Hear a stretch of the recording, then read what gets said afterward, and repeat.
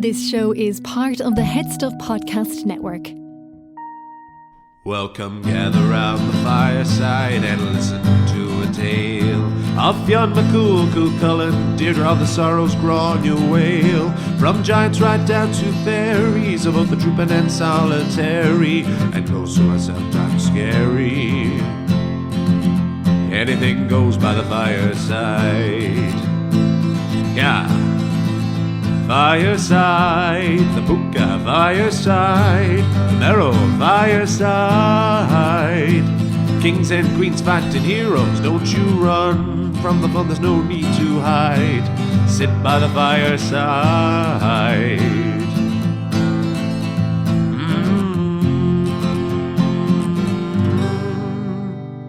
Fireside.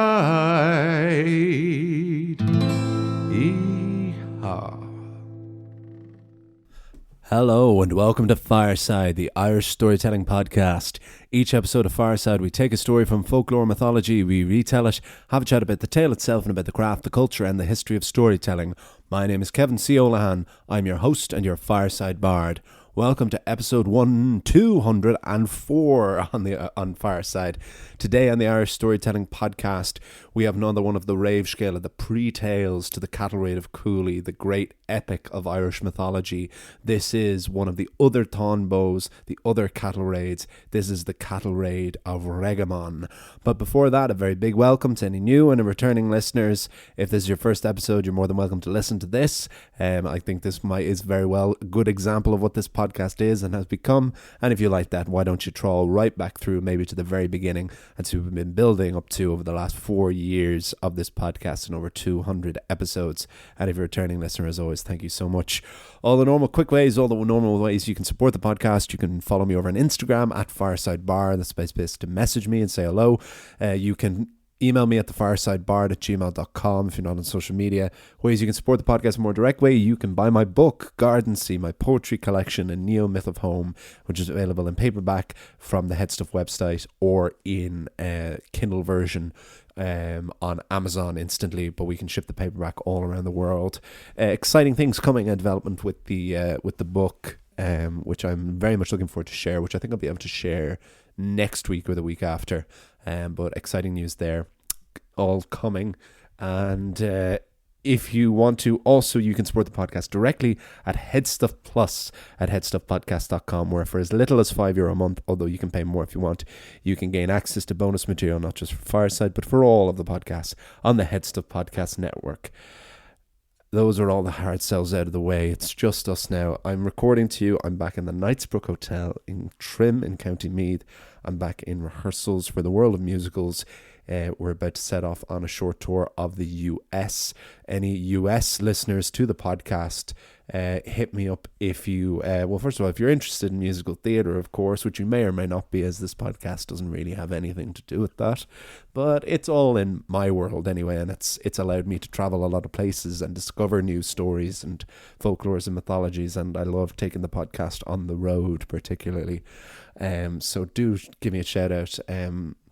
You can look at our tour dates on the website, but you can let me know and I can let you know where we are playing. We're playing in about 10 states, starting over the East Coast, flying into Florida and finishing up in Wyoming. So we're getting a good breadth of the country, even across the 9 or 10 states we're going to. But the story for this week, because I don't want to do too long an intro this time, my intros have been getting longer. When it's fine when there's stuff to say. But the story for this week, so yes, this is the continuation of our other Tawns, our Tonbo tales, which were a series of what are known as rave scale or pre-tales to the Cattle Raid of Cooley, the great big epic, which we covered on the podcast over 3 years ago. But it's so nice revisiting these characters and meeting new characters and fleshing out this world, because all of these stories mattered and all of these stories fed into each other and continued this patchwork quilt of Irish mythology. And so here we have familiar characters for those who've been long-time listeners or who know the Tawn, such as Ailill and Maebh, and their armies in Cruachan Fort. We have Fergus MacRoke, the exiled king of Ulster. But we also have the titular character who we have not met, Regemon, who exists essentially in this story alone, or certainly I haven't come across him or noticed him before this. But also we get a bit more of a meeting of the children, the sons of Ailill and Maebh, and their relationship with the daughters of Regemon. And apart from our last Cattle Raid story that we did a couple of weeks ago, this is the Tombo Frech, which we did for the 200th episode, this one actually has cattle as far more of a key part to the story, because tawns or raid stories, like, were usually cattle raids, but a raid could also be an offensive or a gathering of something. And so it was this catch-all. And also tawns were traditionally, as the original texts of these often were, made on cow hide. So they were books literally made of and about cattle, which made it very, very rooted and deeply, deeply pagan, I suppose is the best word for it. But we will chat more about this, of course, afterwards. But this is on Tombo Regemon, the Cattle of Regemon on Fireside.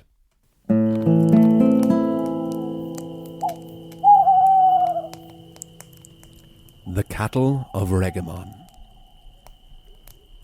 In the west of Ireland, in the province of Connacht, during the time of King Ailill and Queen Maebh, there was a wealthy and powerful chieftain named Regemon. Regemon was a leader at home and in combat, who had fought side by side with his ferocious and seasoned warriors in many victorious battles. His success in battle ensured that Regemon was one of the richest and most respected chieftains in Connacht. When Queen Maebh declared war on the northern province of Ulster to seize the prized brown bull of Cooley, Maebh needed allies, but Connacht also needed another kind of aid. The exiled former king of Ulster, Fergus MacRoke, had come to Croaghan Fort, to the kingdom of Ailill and Maebh. Fergus had also found himself into the bed of Queen Maebh, and became not only her most trusted general, but favourite lover.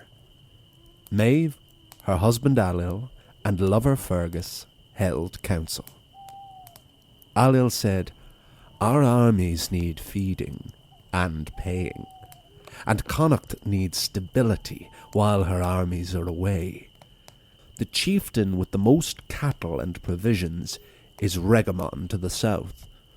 Who will go to Regemon and entreat him to provide cattle and other livestock to sustain Connacht?" For in Gaelic Ireland, cattle were power, cattle were wealth, and Regemon had the most. "It can't be simply messengers," said Fergus MacRoke. "Regemon is the commander of a fearsome army. He may not be willing to give up the cattle we need. An army would be too much of an offence, but it needs to be someone who can let Regemon know the consequences of whether or not he will willingly offer aid." Maebh let her two men talk and think, until they had both tired themselves out. Then the Queen of Connacht offered a solution. "We send our 7 sons. Regemon has 7 daughters, each one in love with the 7 sons of Connacht. We send our 7 to entreat Regemon for brides, and they'll come back with cattle." Of the 7 daughters of Regemon, 3 were named Dunan, and 4 were named Dunla. The 7 sons of Ailill and Maebh were all named Main, but each one was defined by his personality and attributes. There was Main of the great filial love, the great family love. Main with great but less filial love than his elder brother. There was a Main who was like his father and one who was like his mother. There was a smooth talker with a mouth like honey, and a son whose attributes were too great to even be described. The final son of Ailill and Maebh combined all the qualities of his 6 brothers, his mother and father. The 7 sons of Ailill and Maebh came before their mother and father. "It is right for you to go to collect the daughters and the cattle of Regemon, my sons," said Maebh. For what better cause could one ask to go for than with familial love? It is with filial love that our hearts go, said Maebh of the great filial love, appropriately enough. But the reward is also why we go, said Maebh of the lesser filial love. We are green, we sons of the warrior queen. We have never seen war, and rarely even seen combat, except with each other in the training yard. But this quest we go on now will be against seasoned and reputable fighters.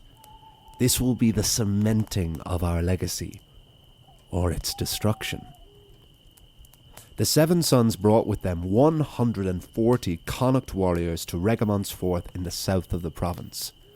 Before they approached, the eldest brother said, "A few of us should go in first, to not come on too strong, and see how the maidens themselves feel about our passion." So Maebh of the lesser filial love and 2 more brothers went in and found 3 of the daughters of Regemon. Maebh drew his sword. "What do you want?" asked one of the daughters, "that you have come to Regemon's fort armed with swords drawn? Give life for life." "My name is Maebh of Allil and Maebh," said Maebh of the lesser filial love. "And what do you seek? Please let it not be cattle." "Well, we come to seek the respective hands in marriage of all 7 of you daughters of Regemon.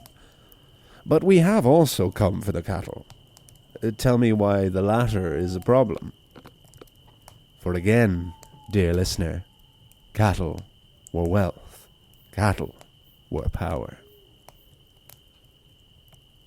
"It is right that you should want these things together," said the daughter of Regemon. "But I fear you will not get what you desire. The warriors who protect this keep would never allow it. But allow this discussion to go to council. We would like to see this desired goal achieved. Let us see what we can do." A council was held, but between the 7 daughters. "Our true loves, the 7 sons of Allil and Maebh, have come to our gates, but they are also seeking our father's cattle," said the eldest daughter. Another continued, "Well, that is what we all want. But we do not have the authority to grant the cattle, and our father would never allow it. He isn't even here." "Exactly," said another. "But his men are. How many are in the host of our great loves?" "They are armed with 140 warriors." The daughters made a plan. "Let us take the cattle ourselves. We have a right to a portion each if we all go together. We will be protected on the road by the host from Cruachan. Then we only have to make it to Allil and Maebh, and we will be protected from father's retribution." So the 7 daughters of Regemon gathered and herded a colossal amount of livestock. Not just cattle, but pigs and sheep. They met up with the 7 sons, and they and the 7 daughters were finally together. But the road to Cruachan Fort was long, so the host decided to split in 2 to not be such an alarming sight, travelling across Connacht with an armada of farmyard animals. Regemon may not have been at home when this was all happening, but he was not long hearing about the theft of his daughters and his cattle. Regemon said, "If Allil and Maebh think they can just take my children and my property without even the grace to ask me, it shows both their fear and disrespect. But I am no brown bull of Cooley." Regemon amassed his entire army and intercepted one of the hosts of Cruachan on the road at the ford. The valiant and good-intentioned sons of Allil and Maebh were still no match for the berserkers of Regemon. Their troop was destroyed, and defeat was near. Maebh of the great filial love said, "Daughters of Regemon, our victory is in your hands. You must go to the other host. Tell the men to come and aid the fight. But you must go and get the cattle back to Cruan Fort. Then you can tell our mother and father of the siege we are under." The 3 daughters took the cattle and soon found the other half of suitors and livestock. The remaining sons and warriors rode off for battle, while all 7 Regomanian daughters herded the cattle back to the safety of Cruan. There, the eldest daughter told the king and queen of Connacht what had happened. Ailill raised his army, and Maebh hers, but they also had the benefit of Fergus MacRoke and his 3,000 banished Ulstermen. The mighty horde rode out and met the sons of Cruan. The 7 Mains had constructed a trench of blackthorn and whitethorn branches to protect them from the forces of Regemon. The sons may not have been battle-ready, but the armies of Ailill, Maebh and Fergus were. In no short time, Regemon's host were decimated, and the chieftain surrendered. But a treaty was made after the case of the 7 sons pursuing their loves and the 7 daughters who had aided them in driving off the cattle of Regemon. Restitution was awarded to the father and chieftain Regemon, but the price of 7 times 20 milk cows were given up by Regemon as a dowry for his daughter's marriage to the sons of Ailill and Maebh, and for the maintenance of the men of Ireland when the Cattle Raid of Cooley would soon begin. For again, dear listener, one final time, in Gaelic Ireland, cattle were power, cattle were wealth, and now it was Queen Maebh who had the most. To be continued.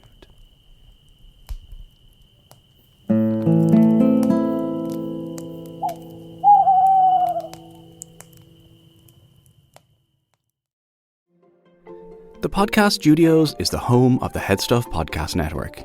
It's where lots of our shows are recorded, and we work on editing, promotion, videos, live shows, and lots more.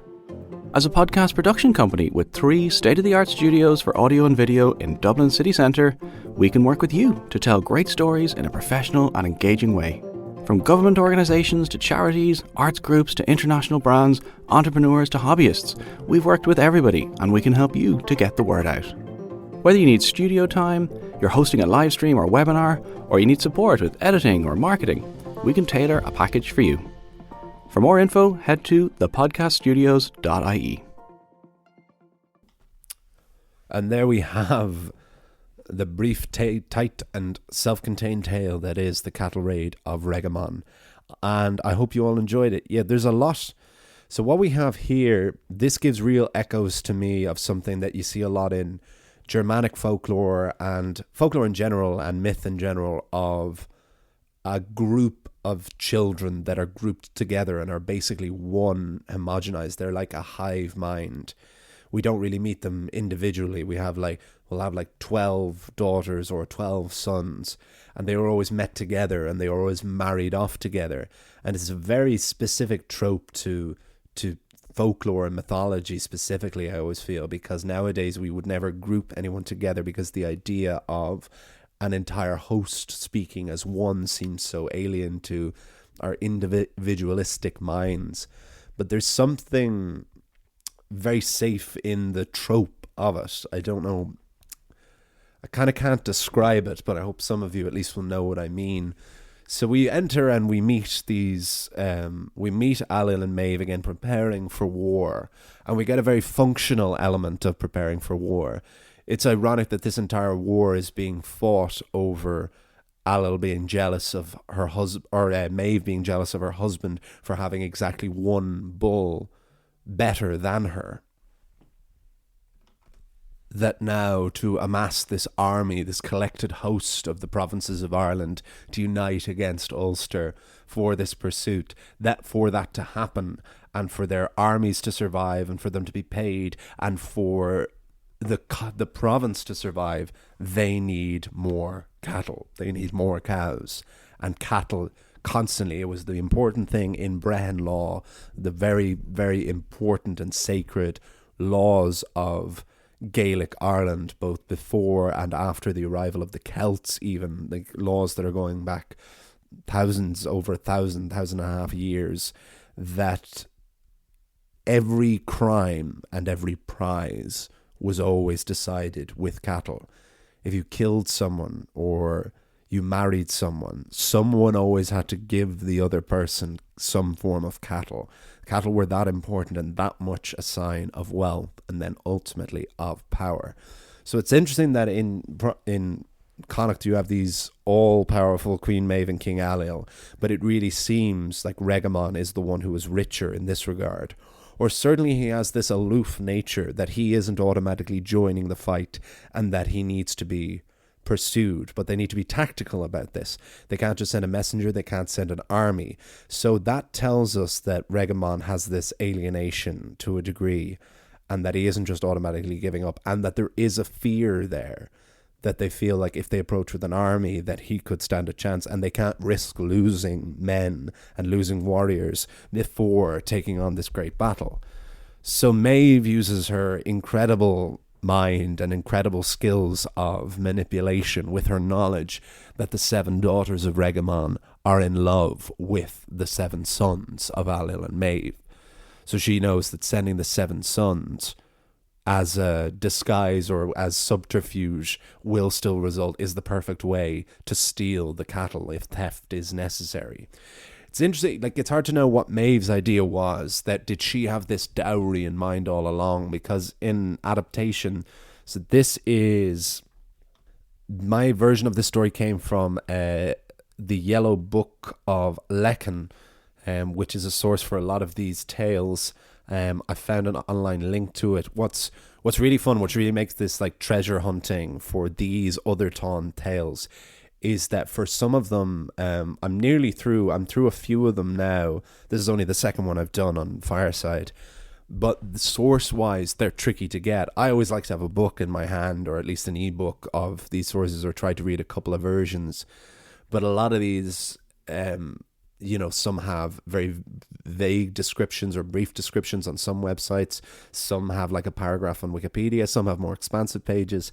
But it's taken digging each time to find like a full version of these stories. And I'll put the links to all of them in the description below. But I'll send the link for this. And this, from what I found, is kind of the main version of it. There may be other versions, but this is kind of the main text. So this seemed like the good main translation of the original Old Irish, that this seemed like the good one to adapt from.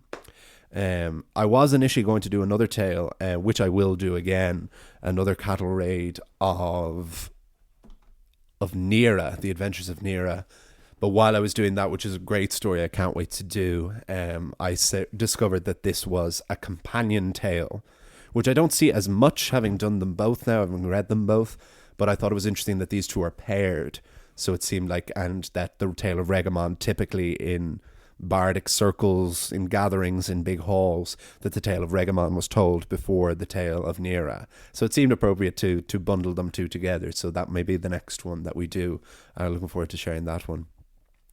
But so these 7 sons go with love in their mind and in their hearts, and they arrive, and the daughters are delighted because they do want, they do want to marry these. And I adore the agency and the respect in this story, which you don't often see with stories written around and about this kind of period in history. Even though this is mythology, these are obviously written at real times that had very specific and usually incredibly dated perceptions and in society, and laws and rules in society. So it isn't a simple case of these women being kidnapped, because of course they are piled in with these cattle. And I have touched up details of this here, and this is very definitely my version of this, but there's nothing I've strayed plot-wise or detail-wise too much from the text, because this text is very, very short as well. My story is probably a bit longer than the text that I adapted it from. And so that is true, that the 7 sons, they arrive outside the fort and they send just a couple of them in. just to find out how the girls are feeling about this. So they ask them, they don't just go in and take them. And they ask the daughters if they want to marry them and that they have come for the cattle as well. And the daughters then even meet separately and really sees the agent. And the agency belongs to the daughters in this, because they decide together that they will go and they will take the cattle no matter the consequences. And they take it under Regemon's nose and they go and they meet their beloveds and they split. And then when their father finds out and he descends this massive, seasoned, ferocious army upon the sons of Allil and Maebh, it is the daughters who go and find the other host, and it is the daughters who get the cattle back, which ultimately is the goal. There's a sacrifice on the level of the sons, because they know the important thing is to save their future brides, but to save the cattle, what was their quest to go, the cattle that is needed for Connacht and needed for this war to be successful. So they, in essence, they achieve their goal by then, because the cattle and the daughters of Regemon, they make it back to Cruachan, but the sons may never have. But then we have Allil and Maebh, both seasoned warriors, and Fergus MacRoke, who has recently arrived in Cruachan, having been kicked out of his own province, having abandoned his, having had his throne stolen, and then being later appalled and disgusted by the behaviour of his successor, Concobar MacNassa.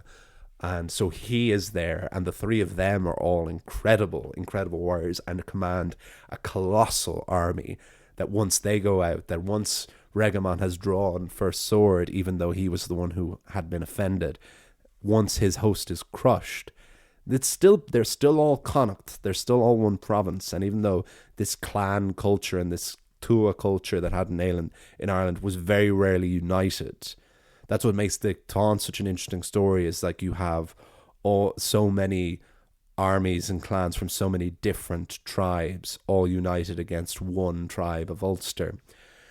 And that is why the significance of Brian Boru is in history, because Brian Boru was considered the only time, and that was fairly late in Gaelic culture and just before the Norman invasion, that was the one time that one Irish king was able to unite essentially as many of the hosts of Gaelic Ireland as had ever been assembled and never would be assembled again to fight the Norse invaders. But that, of course, he also recruited Norse invaders to join his fight, and there was Irish people on the side of the Vikings, so it never was, as we discovered for those who've been listening a long time in our episodes on Brian Boru years ago, if those who've listened remember, who may not have listened to for a while, it was not as simple as Irish versus Norse. It was Irish and Norse versus Irish and Norse. But the point is that Brian Boru did in real life what the Táin did in mythology, the idea of the uniting of as many hosts as possible and as many clans as possible, because clans typically were very disparate and separated.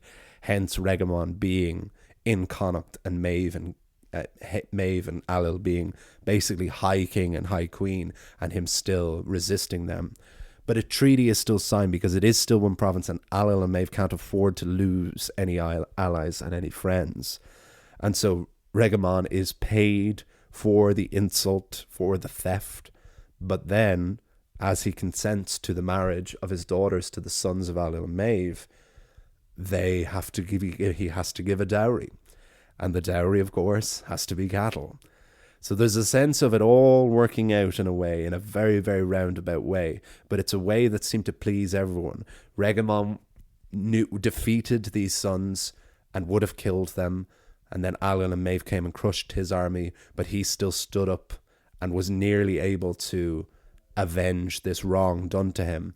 And so with this treaty, he was able to be paid back this respect, and to show that he was respected and was feared to a degree that Maebh didn't want to crush him outright. She still wanted a treaty there so that there could be good blood, and that the marriage still ended up happening. So Regemon gets respected and gets his restitution. The sons and the daughters get to marry, and then ultimately King Allil and Queen Maebh get their cattle with this constant refrain, which I did quite like, because again, very a Brehon law thing, that cattle were wealth and cattle were power. And so in this scenario now, it seems that it's Maebh who finally has the most and is ready for war to get her one final bull.